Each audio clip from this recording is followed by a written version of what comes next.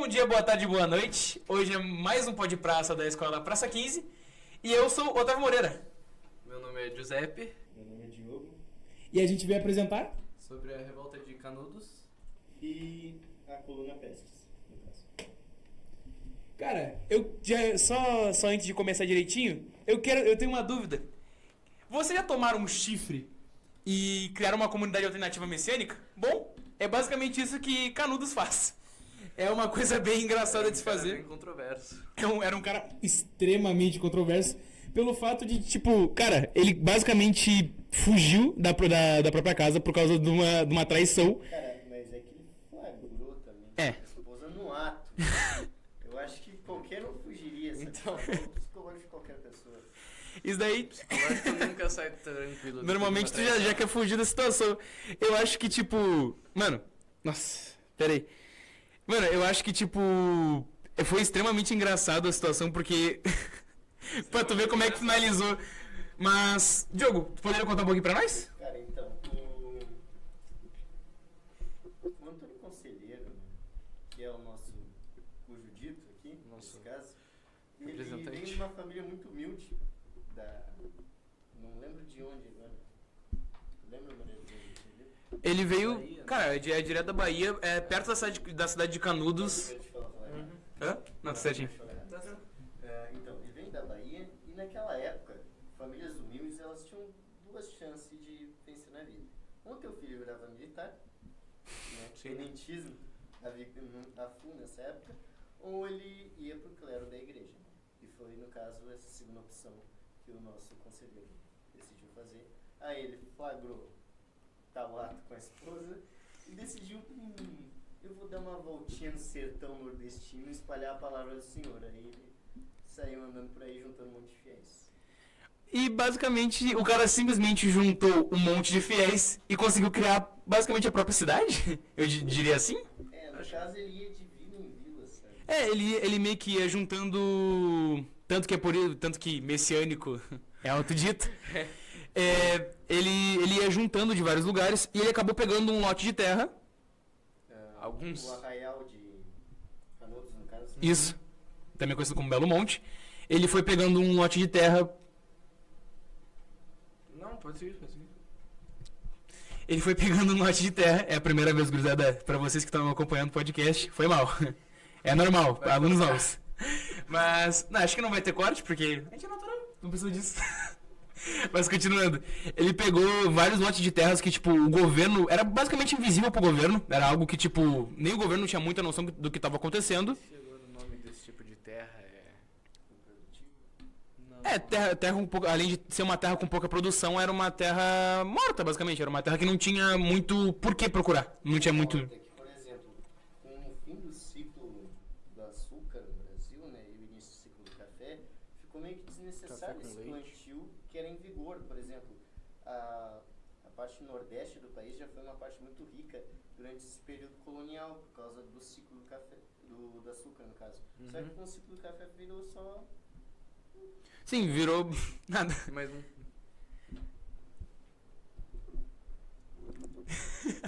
Tá nervoso, né, cara? nervoso? Tá aqui. Não vou transformar isso numa entrevista pessoal, mas deu pra ver que ele tá um pouquinho nervoso. Um pouquinho. Desculpa, meu amigo aqui.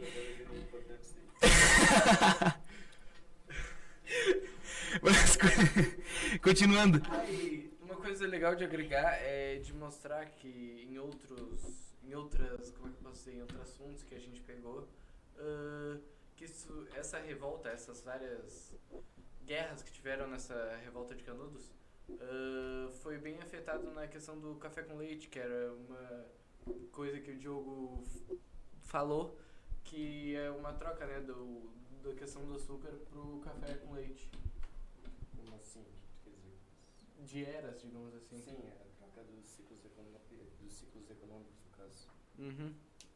E o- Aí, o José não tinha um bagulho que o café ficou mais caro durante o século. Pois é, é que foi exatamente o que tu tinha dito, né, cacete. Tá de boa, tá de boa. Vai natural, vai natural. Parece que nem o Charlie Brown. Tão natural quanto a luz do dia. Desgraça. Que foi, essa questão do café foi por causa que, claro, com toda essa questão de ter essas guerras, as pessoas pararam de pagar a questão do café e as coisas que vinham de fora. E aí tipo, a partir do momento que uma pessoa para de pagar e eles estão numa comunidade, vai, querendo ou não, cair pra cima dos outros. Diz parar de pagar imposto, até Sim, porque sim. o conselheiro, né, Moreira, ele era contra a República, se não me engano. Isso, ele era completamente contra a República. Ele era monarquista, né? Até porque Isso. dizia aquele negócio sobre o Adorava direito o dos Império. reis, né? Isso. Nascença dos reis. Daí eu acho que o José que tá te querendo dizer é que tipo, ele parou totalmente de pagar imposto. Se tu parar pra As pensar, cidades também. o arraial De Canudos? tinha cerca de 20 mil pessoas que passaram por lá, então imagina, 20 mil sonegadores de Porra. imposto. Era tipo. É que ali era considerado um paraíso nordestino, porque, tipo. Imagina, tu consome tudo e não paga imposto nenhum. Exato, era uma moradia muito boa pros nordestinos e, tipo, a boca do povo falava muito mais alto do que o resto. Então, tipo, acabou que foi se espalhando até um certo ponto onde o governo não escutou. Sim, deu muita merda. E é ali onde começou realmente uma treta enorme com o nosso querido Antônio Conselheiro. 4 guerras, né? Teve 4 expedições. Teve 4 expedições a Canudos. 3, obviamente, falhas. E a 4ª foi a mais fatal. A realidade vivida pelos moradores de Belo Monte, cara, só mostra como a falta de política pública e governo local e também federal pode ser muito fatal. Pode ser muito ruim. Foi basicamente isso, tipo... E nessas 3 invasões foram... Cara, chega a ser até chega a ser engraçado, porque foram ataques militares, ataques com uma certa potência, vamos dizer assim, uma coisa... O exército federalista, né? O exército federalista atacou, não foi uma expedição para Canudos, porque, pô, o governo ouviu que tinha uma cidade que não tava pagando imposto, Não é. Daí deve gerar que não uma tava legal. repercussão. Tava andando uma de Neymar. É. E outra, ameaçaram toda a economia do país, né? Sim. Para pensar o Brasil 20 nessa mil época, pessoas. hoje em dia o Brasil ainda tem muitos smartphones. Sim. né? Sim. E Naquela essas... época ainda mais. Sim. Os coronéis detinham a maior parte da terra. Aí imagina, pô, o Antônio Conselheiro me mete uma dessas, de criar um arraial, onde, por exemplo, é rotativo. Eu uso a terra, eu produzo, é separada essa minha produção igualmente, assim, mais ou menos, para todo o arraial. Depois o José vai lá, produz na mesma terra, e ele não paga imposto sobre essa terra. Essa terra é dividida, é coletiva. Basicamente, eu sou Pelo dono arraial. do trabalho. Basicamente, o Antônio Conselheiro ele propôs uma ideia oposta ao Brasil daquela época, ao Brasil da República Velha, no caso. Sim. E continuando o assunto das expedições, essas 3 expedições, as 3 deram completamente errado pro lado do exército, pelo fato que chega a ser engraçado saber que o exército conseguiu perder para vários moradores de Enxadas. Inchadas, Paz. sacões. Se tu parar pra pensar, a primeira, eles foram muito imbecil, na verdade. Na primeira, eles foram com menos soldados, porque, pô, é um arraial cheio de... É uma cidade, não é? Só que, cara, eram 500 fazendeiros. Aí pegaram, venceram essa primeira, se não me engano, 26 mortos do exército federalista. Aí o que tem? Os caras não são bobos nem nada, pegaram as armas também, né? Que os loucos deixaram pra trás. Na segunda vez, eles foram com canhão, arma de fogo mais pesada. Começaram a Aí, aumentar. porque eles foram... Uma evolução. Como é que eu te digo? Eles foram emboscados, o Sim, pessoal da Arraial. Sim, Aí na todo... terceira também, os famosos cabramachos. e daí na quarta eles só despirocaram. Tipo, na 4ª, eu vou ter que falar que foi uma situação um pouquinho pior, porque ali foi o final de Canudos, basicamente. Não tem muito... 10 mil soldados, cara. 13, Cara, eles lançaram 10 mil soldados com equipamento de guerra extremamente pesados. Era tipo assim, eles estavam preparados para uma guerra civil. Não era qualquer guerra contra uma cidade, era uma guerra muito grande. Cara, e ali, tipo, agora quem foi emboscado foi Canudos.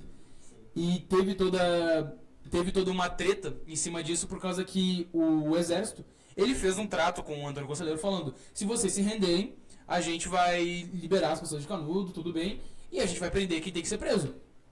Só que Quem tem que ser morto. Aconteceu, foi meio que no momento que se renderam, Como é que eu posso explicar? Eles... É um pouco pesado falar, mas eles degolaram crianças, mulheres e adultos. Foi um genocídio completo. Foi um genocídio da cidade inteira. Como se fosse... Cara, foi muito... Foi tipo 15 mil percas. Foi por aí, se eu não me engano. Querendo ou não, isso pesa em qualquer âmbito. Pra 20 mil foi tipo...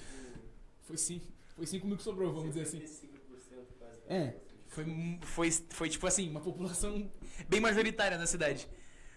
Uma curiosidade sobre essa treta toda é que se naquela época você fosse ver o cadáver de Antônio Conselheiro no santuário de Canudos, vocês iriam ver que o cadáver não estava com a cabeça, porque eles levaram a cabeça de Antônio Conselheiro Pra pra... um museu, né? Não, pra estudos, por causa que eles tinham a teoria que a loucura, a demência e o fanatismo deveriam estar estampados nos traços de seu rosto e crânio. De acordo com muita gente. Mas ele é loucão. Bom, não é de hoje que as pessoas criam teorias aleatórias para algumas coisas que não fazem o mínimo sentido. Vamos falar do episódio. Existe uma lenda também, Gurias, o seguinte, que no caso da separação da cabeça do corpo, a alma fica sem um local pra ir.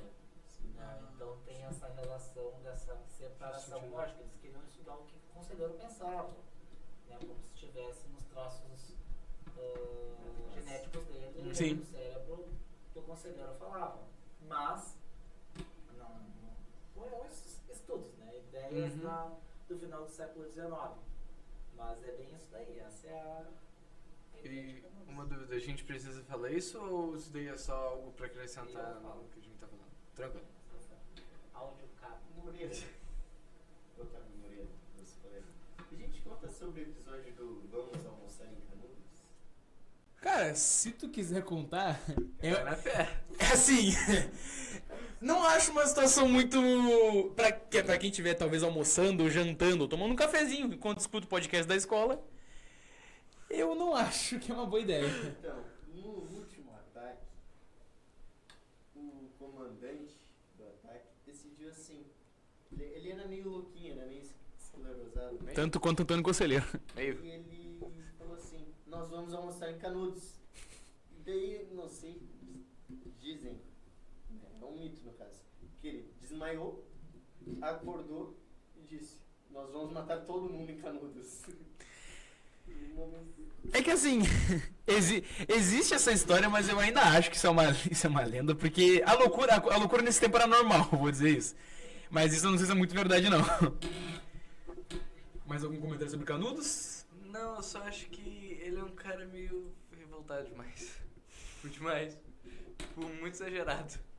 Eu também achei, não é? Normalmente eu não desmaio, começa que mata todo mundo. Não sei vocês.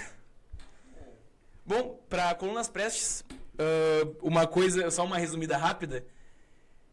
Não sei se dá pra resumir na real. Colunas Prestes é algo muito grande. Mas uma coisa que eu posso dar de dica: exército na política. Não é uma coisa que a gente não tá. Não, é uma coisa que a gente já tá acostumado de ver, vamos dizer assim. Militarismo. Militarismo na política. Tem que pensar o seguinte, a coluna Prestes, ela só mostra o que o Brasil realmente é, cara. Na Primeira República, no caso. Não vamos generalizar assim. Mas o nosso país, ele começou, por exemplo, quando foi proclamada a independência do Brasil, isso é desde os primórdios, cara. Não teve apoio popular. Não teve. Sim. Tipo assim, a dona Leopoldina, né, esposa de Dom Pedro, assinou, Dom Pedro foi lá e proclamou-se, no caso ele só deu o aviso, ele não fez muita coisa, no caso. E o que tem que o pessoal que é o povo brasileiro só foi descobrir tempos depois, sabe? Porque é isso, o Brasil ele é comandado por elites nessa época antiga, desde os primórdios. E daí quando foi proclamada a República é a mesma coisa, teve o golpe militar, e ninguém entendeu nada, por causa que o Deodoro da Fonseca desfilou junto com as Forças Armadas pelas ruas do Rio de Janeiro e o povo não estava entendendo absolutamente nada. Só foram entender dias depois. Então... Era eu mexendo no microfone, pode continuar. Então, tipo, isso daí, os militares na política vêm desde o início dos tempos do Brasil, sabe? Cara, eu não sei se tu iria comentar sobre isso, mas a Coluna Prestes, ela surgiu com a criação do movimento tenentista. Sim. Tu quer explicar pra nós o que é o movimento tenentista? O movimento tenentista, como é que eu posso explicar isso? Era... então, nessa época da Primeira República, né? República das Espadas ainda, e República do Café com Leite, essa é a Primeira República, que é dividida nessas duas partes. Acho que era essa, mas eu posso estar um pouco enganado. Tá. Eu acho que era. O Brasil, no caso o governo brasileiro, estava tentando criar um exército mais profissional. Então eles recrutavam um militar e mandavam os nossos militares para outros países, por exemplo, os países da Europa. França, por exemplo. E a França, vocês sabem como é que é a França, é bem democrática, tem muito participo do povo lá, desde os inícios. Napoleão, etc. Vamos embora, tá. Então, quando eles voltaram para cá com esses ideais europeus, eles pensaram, não tá bom para nós, no caso dos tenentes, por causa que Era tinha colonialismo, Sim. de cabresca, etc. Então as votações elas eram muito manipuladas. Sim, pelos militares. E não estava bom. Quando não está bom para uma elite no Brasil, tem que entender que vai dar merda. Sim. Por exemplo, segundo reinado. Dom Pedro II perdeu os apoios dele, não porque ele perdeu o apoio do povo, mas sim porque ele perdeu o apoio das elites. No caso, ele perdeu o apoio da igreja, ele perdeu o apoio dos ex-proprietários de escravos, né, dos latifundiários e assim por diante. Sim. E foi por isso que ele saiu do poder. No caso, a mesma coisa vai acontecer para vir a Coluna Prestes, para vir esse movimento tenentista, que é, os tenentes não estavam bem. A insatisfação dos tenentes com a sua patente. Isso. Hã? A insatisfação dos tenentes com a sua patente. Exatamente, porque era difícil tu subir de cargo no exército. Sim, mas subir de cargo significava poder. Sim. Até hoje é Tu difícil. ganhava propriedade de terra. Sim, também. Sim, tá louco. Subir de cargo. Diversos benefícios. Aí... Peraí que deu um branco. Sem problema, não esquece. É o nosso tempo. Então, Dá pra falar também da revolta, né? Da insatisfação de Arthur Bernardes, né? Que a gente tinha comentado antes do podcast. o Arthur Bernardes, o presidente, vocês querem dizer? Isso. Ah, tá. Então, ele não era muito apoiador dos militares, né? Porque o Arthur Bernardes, opinião própria, assim, ele entrou mais pra continuar esse legado do café com leite, sabe? Sim. Pra continuar essa elitização dos produtores de café e dos produtores de leite, sabe? Sim. Então é isso.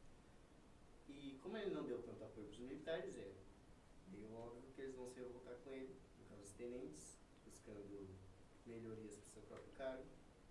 Vão começar umas revoltas. Não sei. Não pode faltar. Vai dar origem a esse movimento tenentista, a Coluna Prestes, e desencadeando assim aquele... Como é que é o Revolta do negócio? Forte? É, De Copacabana? Revolta do Forte de Copacabana. Que não Ficou bem acabou muito famoso, bem. né? Digamos que 16 pessoas foram de Vasco nessa brincadeirinha. Foram de Vasco. Foram de Vasco. Contratados, meio de campo. Tu poderia nos dizer o que seria a revolta do Forte Copacabana? Então, chega o nosso querido Luiz Prestes. Luiz Prestes, né? Não errei o nome, Não, Não, tá certo. certo? tá certo. Chega o nosso querido Luiz Prestes, lidera uma expedição até o Forte Copacabana, com vários soldados. E o que tem aqui? O Arthur Bernardes, junto com o Exército Federalista, dão um aviso, né? Quem não sair do forte, a gente vai apontar os canhões pro forte, e quem sair, saiu. Quem não sair, a gente... Coitado de quem tava lá O dentro. que tem? Que assustou tanto os caras que a maioria saiu, ficou 18, no caso. Desses 18, eles não atiraram com os canhões. Sim, foi só uma ameaça. Foi só uma ameaça. Sim, né? Até porque, pô, ficar com os canhões pra 18 18 pessoas. pessoas é idiotice, é gastar munição. Então eles foram lá com mais soldados, mataram 16 como exemplo, deixaram 2 vivos. E o Aqueles Luiz dois dá pra Prestes, contar a no história caso, depois. O Luiz Prestes meio que foi... como é que é quando a gente tira a pessoa do posto? cargo. Exonerado? Exonerado do cargo dele. Posso estar meio errado. Falando besteira? Então, ele foi exonerado. E daí começam as expedições, né? Pô, porque o pessoal explicou legal. O pessoal começou a comprar a ideia do Luiz Prestes, assim, Rafael, cara. Foi uma das primeiras manifestações do movimento tenentista. Então, tipo, acabou que depois que estourou essa guerra, vamos dizer assim, estourou essa bomba, acabou que não foi só ali que aconteceu a revolta. Acabou que o estresse foi pro Brasil em geral. Sim, eu acho que Vai quase ficar muito qualquer. pior, só pior assim, cara. Eu acho que quase qualquer revolta que tenha envolvendo o Brasil, ou qualquer cidade, ou qualquer região, ou estado, dá uma impactada, querendo ou não, em qualquer âmbito do Brasil. Até porque tem um negocinho assim, bem pequenininho, que vai fazer essas revoltas ser diferentes. Porque, como eu disse, tem várias revoltas no Brasil que vão ser de caráter elitista. Sim. Só que o movimento tenentista, ele aderiu pautas do povo, pautas públicas, pautas de apoio popular. Então ele vai ter um apoio popular, mesmo que não tão grande, ele vai ter. E esse vai ser o problema, porque vai se juntar um monte de gente. Sim.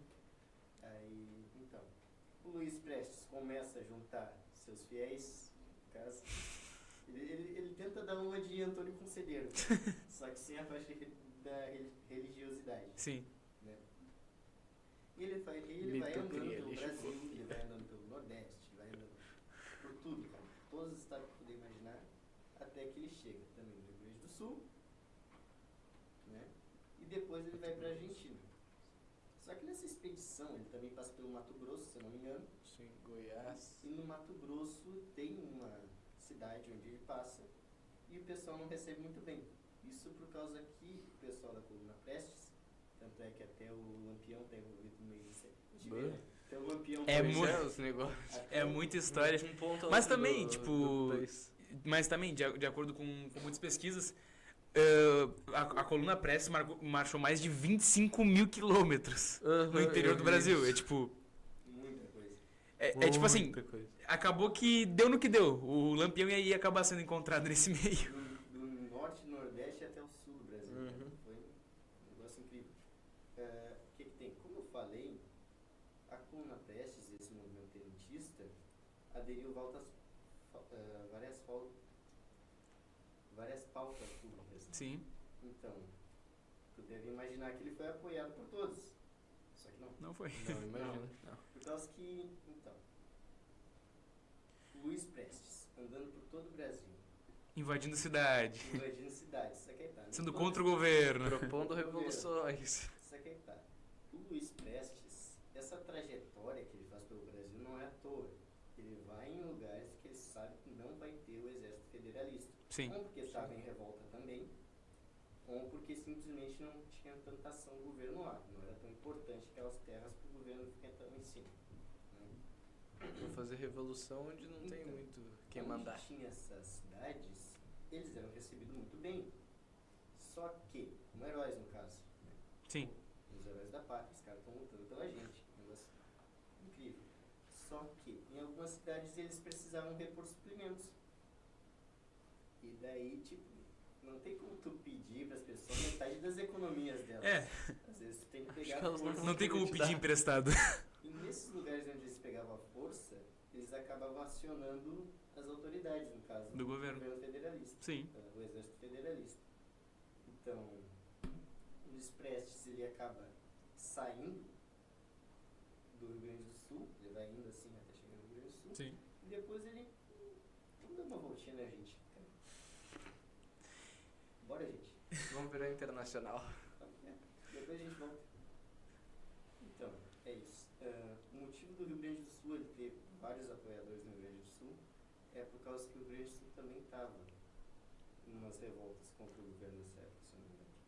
Não vou lembrar quais. Tudo bem, não tem problema, mas pode continuar. Te passo o lugar de fala. Daí passa pro próximo. Então, eu passo pro próximo. Tudo bem, eu vou ter que receber essa. Mas, bom, o que eu poderia dizer? No Rio Grande do Sul, a Coluna Prestes não foi um movimento tão grande quanto no resto do Brasil, tanto que não foi um dos lugares onde os membros cruzaram nos estados brasileiros. O Rio Grande do Sul não foi um deles. Não foi? Não foi um dos lugares onde eles cruzaram, mas eles tinham apoiadores, sim. O Brasil inteiro conhecia o Coluna Prestes. Não era algo... É quase a carreta do furacão. Uma curiosidade sobre o Coluna Prestes é que não é tão antiga quanto você deve pensar. 1925. Sim, eu tava dando uma olhada e passou pela Bolívia, que não deu certo. Passou pelo Paraguai, que, né, querendo ou não, deu certo de certa forma. Travei. Tudo bem, tá de boa? Então, Breno, sabe como acabou mais ou menos? Que eu não lembro, cara. É que assim, Canudos é muito mais memorável do que a Coluna Prestes. Então.